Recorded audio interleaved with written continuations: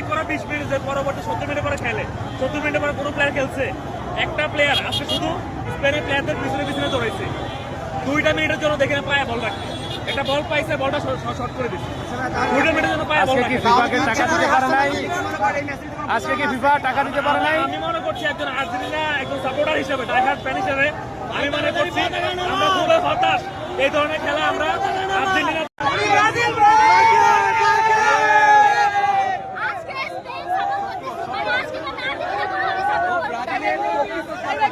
Brazil হারছে বিদায় এখন সুইজারল্যান্ড ছিল, সুইজারল্যান্ডের পরে ইংল্যান্ডের পরে এখন স্পেন।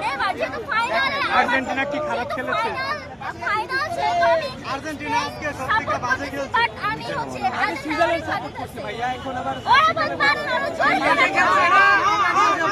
আজকে কি ছেলেদেরকে দিয়ে ছিল, যে কারণে হয়তো লাস্ট মোমেন্টে আমরা পারিনি। আর আরেকটা কথা হচ্ছে লাস্ট 2-3টা ম্যাচ আমরা দেখেছি যে আর্সেনাল কাম ব্যাক করেছে, তো আমাদের একটা কনফিডেন্স ছিল যে আমরা হয়তো কাম ব্যাক করবো লাস্ট মোমেন্টে, কিন্তু আসলে আর হয়ে ওঠেনি। আচ্ছা ভাই, মিশরের ম্যাচটা কি ইনসাফ হয়েছে কি না? পরে মিশরের ম্যাচটা আর্জেন্টিনার সাথে মিশরের ম্যাচটা ছিল, এটা কি ইনসাফ হয়েছে? ইজিপ্টের সাথে যে ম্যাচটা হয়েছে আমি আজ ফ্যানের সঙ্গে হয়েছে, কারণ রেফারি তো পরে অবশ্যই সেটা বিবৃতি দিয়েছে যে ইজিপ্টের সাথে তাদের ফাউল এবং আর্জেন্টিনার ফাউল দুটোই ক্ষমতা ছিল। আমি মনে করি না সেক্ষেত্রে কোনো ঝামেলা ছিল, তো যেটা চলে গেছে সেটা তো আসলে